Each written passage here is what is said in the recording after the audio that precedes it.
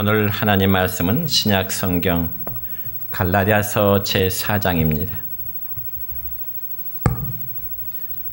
갈라디아서 제4장 1절부터 7절에 있는 말씀까지 먼저 읽고 그 다음에 22절부터 24절에 있는 말씀 읽겠습니다. 내가 또 말하노니 유업을 이을 자가 모든 것의 주인이나 어렸을 동안에는 종과 다름이 없어서 그 아버지가 정한 때까지 후견인과 청지기 아래에 있나니 이와 같이 우리도 어렸을 때 이 세상의 초등학문 아래에 있어서 종 노릇하였더니 때가 참에 하나님이 그 아들을 보내사 여자에게서 나게 하시고 율법 아래에 나게 하신 것은 율법 아래에 있는 자들을 성량하시고 우리로 아들의 명분을 얻게 하려 하심이라. 너희가 아들이므로 하나님이 그 아들의 영을 우리 마음 가운데 보내사 아빠 아버지라 부르게 하셨느니라. 그러므로 내가 이후로는 종이 아니요 아들이니 아들이면 하나님으로 말미암아 유업을 받을 자니라. 아멘. 22절부터 24절까지입니다. 기록된 바 아브라함에게 두 아들이 있으니 하나는 여종에게서 하나는 자유 있는 여자에게서 낳았다 하였으며 여종에게서는 육체를 따라 낳고 자유 있는 여자에게서는 약속으로 말미암았느니라. 이것은 비유니 이 여자들은 두 언약이라. 하나는 신의 산으로부터 종을 낳은 자니 곧 하갈이라. 아멘. 사랑과 축복의 메시지 나눕니다. 사랑과 축복합니다.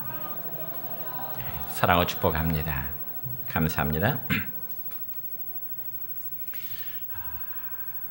오늘은 신약 성경 갈라디아서 4장 1절부터 7절 그리고 22절부터 24절에는 말씀을 중심해서 두 언약이라는 제목으로 말씀을 선포하고자 합니다. 여러분 오늘 설교 제목이 두 언약인데 여기에 언약이라는 말이 좀 낯설게 들린지 모르겠습니다. 그렇지만 이 언약이라는 말은 다른 말로 계약 혹은 약속이라는 말로 사용되기도 합니다. 그리고 계약이나 혹은 약속을 하고자 하면은 반드시 나 외에 다른 상대자가 있어야 되고 또한 반드시 증인이 있어야 되는 것입니다. 그래서 어떤 사람들은 부동산을 매매한다든지 혹은 그 외에 다른 목적으로 중요한 계약을 하고자 할 때는 반드시 상대방과의 합의에 의해서 계약서를 쓰게 됩니다. 그러면서 서로 간 도장을 찍으면서 계약의 확실성을 남기고자 하는 것입니다. 그래서 한 번 맺어진 계약은 어느 한편이 일방적으로 파기할 수가 없는 것입니다. 그럼에도 불구하고 일방적으로 계약을 파기할 경우에는 그만한 피해를 감수해야만 하는 그것이 바로 일반적인 계약의 원리입니다. 그렇지만 성경에 보면은 이 언약이라는 말이 하나님과 사람과의 쌍방 합의에서 이루어진 게 아니고 하나님의 일방적인 계약 혹은 하나님의 일방적인 선언인 것입니다. 예를 들어서 우리가 구약성경 창세기 2장의 말씀을 보면 하나님께서는 천지 창조하신 이후에 아담에게 이런 말씀하십니다. 아담아, 네가 동산에 있는 모든 나무는 다 먹을 나무 열매는 다 따먹을 수 있지만은 그러나 선악을 알게 하는 그 나무의 실과만큼은 절대로 먹어서는 안 된다. 만약 너희가 내 말을 어기고 그 열매를 따먹게 되면은 반드시 죽게 될 것이라고 하는 그런 말씀을 하셨습니다. 물론 이런 하나님의 말씀은 아담과 합의해서 이루어지는 말씀이 아니라 하나님의 일방적인 선언이셨던 것입니다. 그래서 우리는 이 언약을 일반적으로 행위 언약이라 이렇게 말합니다. 왜냐하면 행동의 여부에 따라서 삶과 죽음이 결정되어지기 때문에 그렇습니다. 그럼에도 거기에는 언약이라는 단어가 사용되지를 않고 있습니다. 그렇지만 여러분, 이 성경의 언약이라는 이 단어가 맨 처음 사용된 것은 바로 창세기 6장에 기록된 말씀인데, 그것에 보면 하나님께서는 이 세상을 물로 심판하시기 위해서 노아에게 방주를 짓도록 말씀하십니다. 그러면서 창세기 6장 18절의 말씀을 보면 하나님은 노아에게 이런 말씀하십니다. 같이 읽습니다. 너와는 내가 내 언약을 세우리니 너는 내 아들들과 내 아내와 내 며느리들과 함께 그 방주로 들어가고 그랬습니다. 그리고 나고 심판이 끝난 후에 하나님은 또다시 노아에게 이런 약속의 말씀하십니다. 바로 창세기 9장 11절의 말씀입니다. 시작. 내가 너희와 언약을 세우리니 다시는 모든 생물을 홍수로 멸하지 아니할 것이라. 아멘. 이게 바로 하나님께서 최초로 인간에게 주어진 언약의 말씀입니다. 그래서 하나님이 아담에게 말씀하시든지 그리고 노아에게 말씀하시든지 하나님의 언약은 바로 일방적인 선언이었다, 그 말입니다. 그러므로 하나님께서 노아 케인과 언약을 맺으셨지만은 바로 그로 인해 그의 가족과 동물까지도 생명의 보존을 얻을 수 있었던 것은 바로 대표성의 원리 때문에 그렇습니다.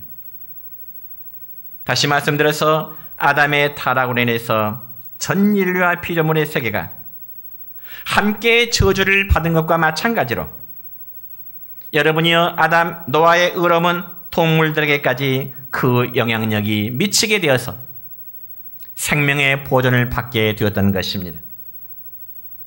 그래서 이런 대표성의 원리는 바로 예수 그리스도께서 그 절정을 이루셨는데, 여러분 십자가의 대속 죽음으로 모든 인류가 그 공로를 힘입어 속죄함을 입은 것과 마찬가지 원리인 것입니다. 그러면 여러분이요, 하나님께서는 노아에게 맨 처음 언약의 말씀을 주신 후에 그 다음에는 아브라함에게도 언약의 말씀을 주시고 그리고 모세에게도 언약의 말씀을 주셨습니다. 그러면 과연 하나님께서 이처럼 인간에게 언약의 말씀을 주신 그 의미, 그 목적이 과연 무엇일까요? 언약의 법으로 인간의 삶을 구속하시기 위해서 하나님은 언약의 말씀을 주셨을까요? 만약 그렇다면 하나님의 언약은 인간에게 고통과 무거운 짐이 되고야 말 것입니다. 그렇지만 하나님은 인간에게 언약의 복을 주실 때 순종하는 자에게는 복을 주시겠다고 하는 그런 복의 약속을 겸하여 하신 것입니다. 그래서 모세가 하나님으로부터 받은 그 언약의 말씀을 우리가 일반적으로 율법이라 그렇게 말합니다. 그래서 오늘 본문의 말씀 보면은 바울 사도는 하나님께서 우리에게 율법의 이 언약을 주신 것은 그 율법대로 살려고 애쓰다와 그대로 죽게 하려고 하심이 아니라는 사실을 밝히고 있습니다. 그러면 과연 첫째로 율법 아래 있던 인간의 모습은 과연 어떤 모습일까요? 오늘 본문 1절의 말씀을 보면 이렇습니다. 시작. 내가 또 말하노니 율법을 이을 자가 모든 것의 주인이나 어렸을 동안에는 종과 다름이 없어서 그렇습니다. 그러니까 이 말씀은 우리가 율법을 지키려고 할 때는 마치 종과도 같은 그런 신분이었다, 그 말이죠. 여러분, 예를 들어서 회사 노동자의 사장은 정말 어려움의 존재, 더 심하게 표현하자면 두려움의 대상이 되는 것처럼 여러분, 우리가 율법 아래 있던 우리에게 하나님은 곧 두려움의 대상이었습니다. 왜냐하면 하나님께서 모세를 통해서 아브라함을 통해서 그리고 노아를 통해서 주신 그 율법을 조금이라도 지키지 못하면 무서운 형벌이 기다리고 있었기 때문에 그렇습니다. 그렇기 때문에 구약의 백성들은 항상 율법이라는 법 앞에서는 자유함이 없었습니다. 그래서 오늘 본문 4절부터 5절까지의 말씀 내용을 보면은 하나님께서는 그 아들을 보내요. 누굴요? 예수님을 보내어 여자에게서 나게 하시고, 또한 율법 아래 나게 하신 것은 율법 아래 있는 우리를 속량하시고 아들의 명분을 얻도록 하시기 위함이라. 그렇게 기록됩니다. 그러니까 하나님이 예수님을 우리에게 보내심은 율법의 지배 아래 살고 있는 우리를 이제 자유하게 하시고 그를 믿는 모든 성도들에게는 하나님의 아들이라고 하는 고귀한 명분을 얻도록 하기 위하심이라는 것입니다. 그런데 여러분, 여기 아들의 명분이라는 말은 성적으로 남성, 여성을 의미함이 아니고 상속자라는 의미에서 아들의 명분이라 성경에 그렇게 표현하는 것입니다.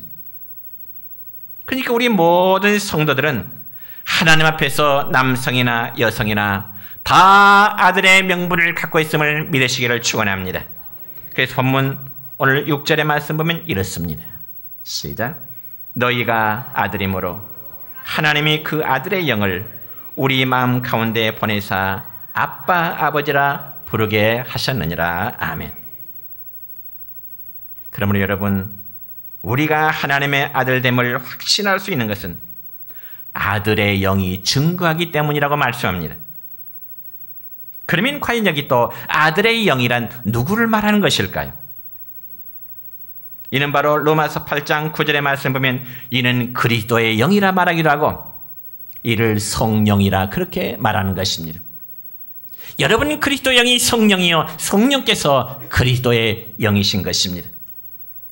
그래서 성령님은 약속대로 오순절날 다락방에 이제 강림하신 이후에 모든 믿는 자들에게 하나님의 양자됨을 증거하시는 것입니다. 그럼 우리는 과거 종의 상태에서 이제는 아들의 상태로 신분이 변화되어서 우리가 하나님을 호칭할 때 아빠, 아버지라 그렇게 부를 수 있게 된 것입니다. 여러분, 이 성경이 번역되기 전에는 과거 성경에는 아바, 아버지 그렇게 기록되어 있었습니다. 아바, 아버지. 근데 여기 원래 아바라는 말은 아람어인데요. 헬라어나 영어 발음을 보더라도 아빠라는 뜻입니다.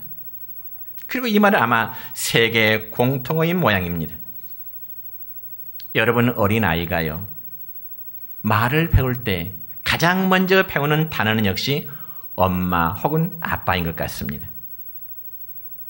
여러분, 세상의 여러 호칭 가운데 가장 사랑이 깃든 단어라면 그게 무엇일까요? 물론 부부간에 여보 당신일까요? 물론 그럴 수 있죠. 그러나 여러분이요, 부부간의 사랑보다 더 진한 사랑은 역시 엄마, 아빠, 즉 부모님의 사랑일 것입니다.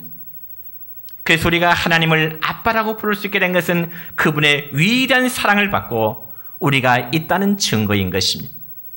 그리고 하나님과 우리와의 관계가 아주 친밀한 관계임을 증명하는 말씀입니다.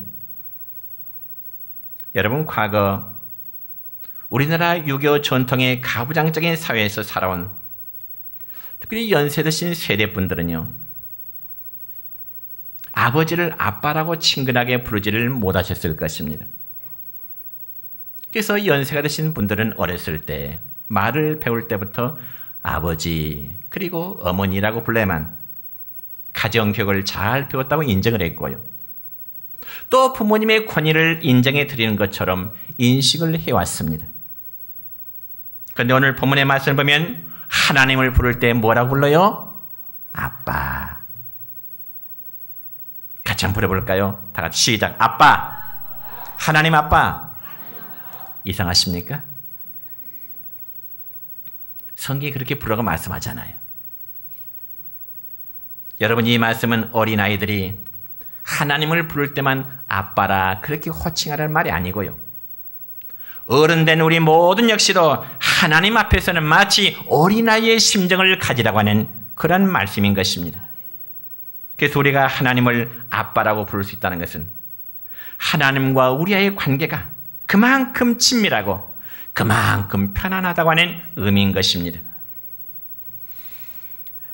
저희 집 아이들 3남매는 어렸을 때부터 지금까지 저를 아빠라고 부르는데요. 가끔 큰아이가 저에게 아버지라고 부른가 하면은 이 녀석이 장난삼아 영감님 이렇게 부르기도 합니다. 어제도 안부 전하면서 첫마디가 영감님.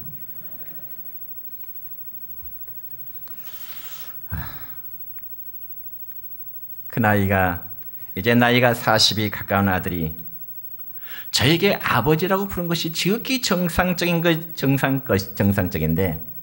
왠지 모르게 아버지라는 단어가 아빠라는 단어보다는 더 거리감이 있는 것 같은 그러한 느낌이 종종 있습니다. 그래서 성경에는 하나님을 아빠, 아버지라고 그렇게 표현했는지 모르겠습니다. 여러분, 이제는 우리는 더 이상 종이 아니고 하나님 앞에 아들의 명분 가질성을 믿으시기를 축원합니다. 그리고 아들이기 때문에 아버지의 모든 것을 공짜로 상속받을 수 있는 그런 권리를 갖게 된 것입니다. 그런데 만약 어떤 아들이 아버지의 상속자임에도 불구하고 아버지로부터 재산 상속받는 것을 포기하고요, 직장에 들어가서 받은 월급 모아가지고 아버지의 재산을 사드리겠습니다, 이렇게 말한다면 그 아들을 온전한 아들이라고 말할 수 있을까요? 물론 아버지의 재산을 공짜로 상속받는 것보다는 자신이 직접 노력해서 재산을 불리겠다는 좋은 의미도 있겠지만은 아버지의 재산을 상속받는 것은 아들에게 지극히 당연한 일입니다. 그리고 또 하나 예를 들어볼까요? 어느 가정의 식탁 앞에 온 가족이 함께 이제 식사를 하고 있습니다. 그런데 그 중에 어떤 자녀가 엄마에게 묻기를, 엄마, 이 밥 한 그릇 값이 얼마예요? 밥값을 지불하고 밥을 먹어야지요. 이렇게 말하는 건 어떻겠어요? 어리석다고 말하겠지요. 그러면 어째 될까요? 그냥 맛있게 먹으면 되는 겁니다. 왜냐하면 그는 자식이기 때문에 그렇습니다. 더 이상 다른 설명이 필요가 없습니다. 사람 모두가 다 연약하고 불완전하기 때문에 그 누구도 하나님께서 모세를 통해서 주신 그 율법을 완전하게 지킬 수 있는 사람은 아무도 없습니다. 그래서 하나님께서는 예수님을 우리에게 보내사 우리의 모든 죄를 속량하시고 오직 그를 믿기만 하면 바로 구원 얻는 은혜를 베풀어 주신다고 약속하고 있습니다.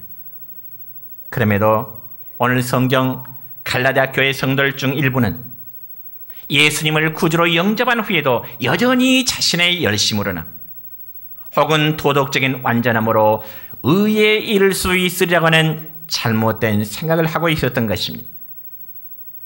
그래서 바울사도는 갈라디아 교인들이 아들의 지위와 권리를 포기하고 여전히 종의 신분과 상태로 돌아가고 있음에 대해서 오늘 성경의 기록을 통해서 책망하고 있는 것입니다.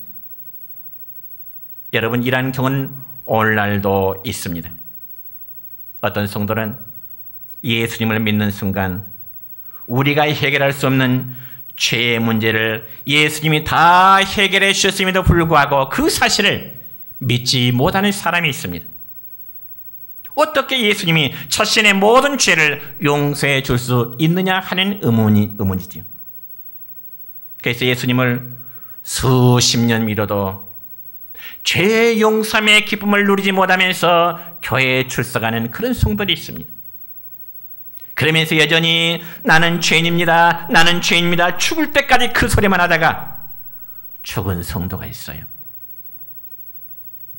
우리가 의롭게 되는 것은 우리의 행동거지가 우리 행실이 완전해서 의로운 것이 아니라 예수님의 그 피가 우리의 모든 죄를 씻음으로 우리가 의로운 자 됨을 믿으시기를 축원합니다. 분명히 성경에서는 믿음으로 우리가 의롭다 함을 얻었기 때문에 믿음의 사람은 스스로 부족함을 느끼다 할지라도 주님의 말씀이기에 믿음으로 받아들이고 고백하면 되는 것입니다. 그래서 여러분이요, 우리 각자가 하나 앞에 나는 죄인입니다, 이런 고백이 있었다면 그 다음에는 나는 믿음으로 의인이 되었습니다 라고 하는 이런 고백도 있어야 되는 것입니다. 그것이 바로 율법 아래서 벗어나는 자유인인 것입니다.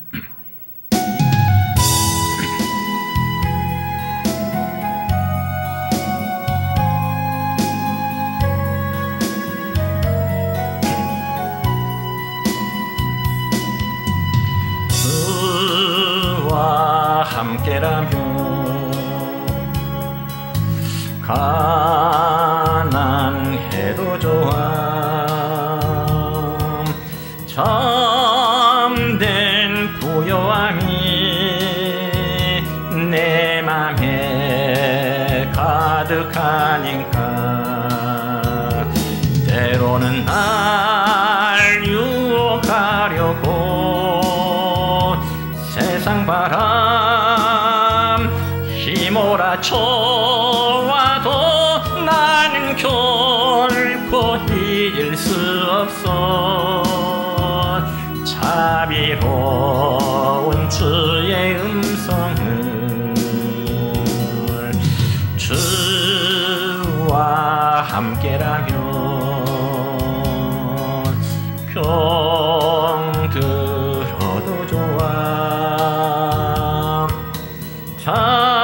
참된 강건함이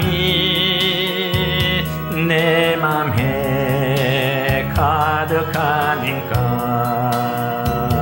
때로는 날 넘어뜨리려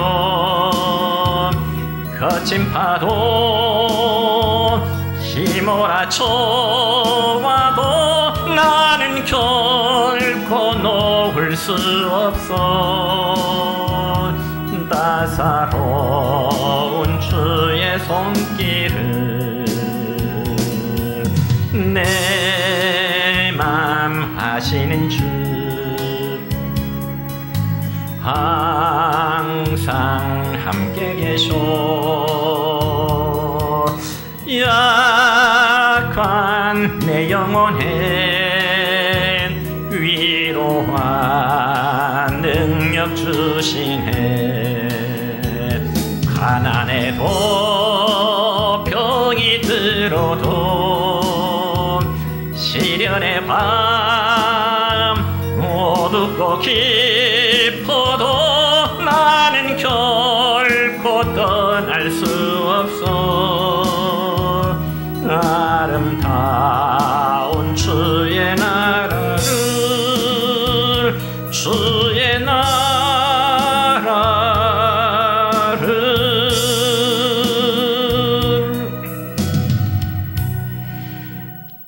두 번째는 언약 안에 살아가는 그리스도인의 삶입니다. 여러분 오늘 본문 가운데 21절부터 26절까지의 내용을 보면은 참 언약의 백성이 누구인지에 대해서 말하기를 앞서 갈라디아 교인들 향하여 율법 아래 있고자 하는 자들이라 이렇게 표현하고 있습니다. 본문 21절의 말씀 함께 읽습니다. 시작. 내게 말하라 율법 아래 있고자 하는 자들아 율법을 듣지 못했느냐. 아멘. 그런데 여러분 여기 율법 아래 있고자 하는 자들이란 하나님의 계명을 살아가고 하나님의 계명을 존경하며 지키면서 살려가는 자들이 아니라 한마디로 외식에 치우쳐 인간의 자유를 구속하려는 갈라디아 교회 성도들, 변절자된 성도들의 모습이었습니다. 그래서 사도 바울은 이들에게 아브라함의 두 아들을 비유를 들어서 설명하고자 하는 것입니다. 여러분 물론 아브라함에게는 두 아들뿐만 아니라 그의 후처인 그두라에게 여러 아들이 더 있었습니다. 그런데 본문에서는 누가 참 아들이냐에 대해서 말씀하고 있습니다. 여러분이 알다시피 아브라함은 나이 75세에 하나님으로부터 약속의 아들을 주시겠다는 그 언약을 받게 됩니다. 그런데 아들을 주시겠다는 하나님의 약속이 있은 지 여러 해가 되었지만은 아들을 낳지 못하게 되자 아브라함의 마음은 답답하게 되고요. 과연 하나님의 그 약속이 언제 이루어질 것인가에 대한 초조한 마음이 아브라함의 마음속에 생기게 되는 것입니다. 그래서 아브라함이 취한 그 행동이 무엇인가요? 기다림에 지쳐 결국 86세 때 아내의 몸종인 하갈이라는 여인을 취하게 되고, 그래서 그 아내의 몸종인 하갈이라는 여인을 취해서 아들을 낳았는데 그 아들의 이름이 바로 이스마엘이라는 아들이었습니다. 그리고 그로부터 드디어 14년 뒤에 하나님이 약속하신 약속의 아들을, 즉 이삭을 아들로 얻게 되었습니다. 그러니까 결국 아브라함은 하나님의 약속이 있은 지 무려 25년 만에 약속의 아들을 얻게 된 것입니다. 그런데 오늘 본문 22절과 23절의 말씀 보면 두 아들에 대해서 이렇게 비유하고 있습니다. 시작. 아브라함에게 두 아들이 있으니 하나는 여종에게서, 하나는 자유 있는 여자에게서 낳았다 하였으며 여종에게서는 육체를 따라 낳고 자유 있는 여자에게서는 약속으로 말미암았느니라. 아멘.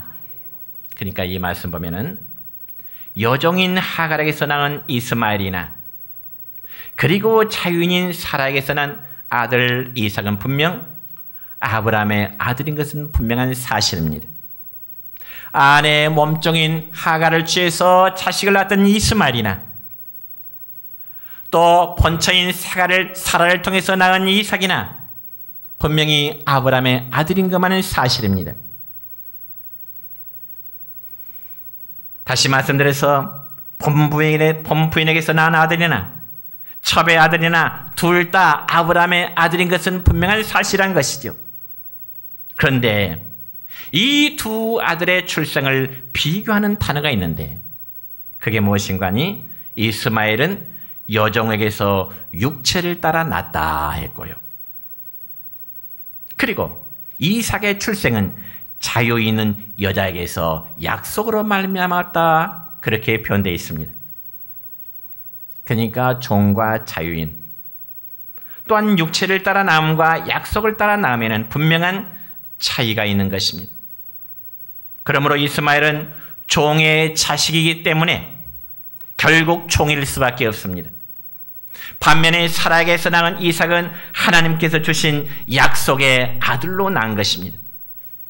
그런데 이 둘 사이에 무슨 일이 일어나느냐 하면은 육체를 따라 난 계집종의 아들이 약속을 따라 난 진짜 아들을 핍박하는 것입니다.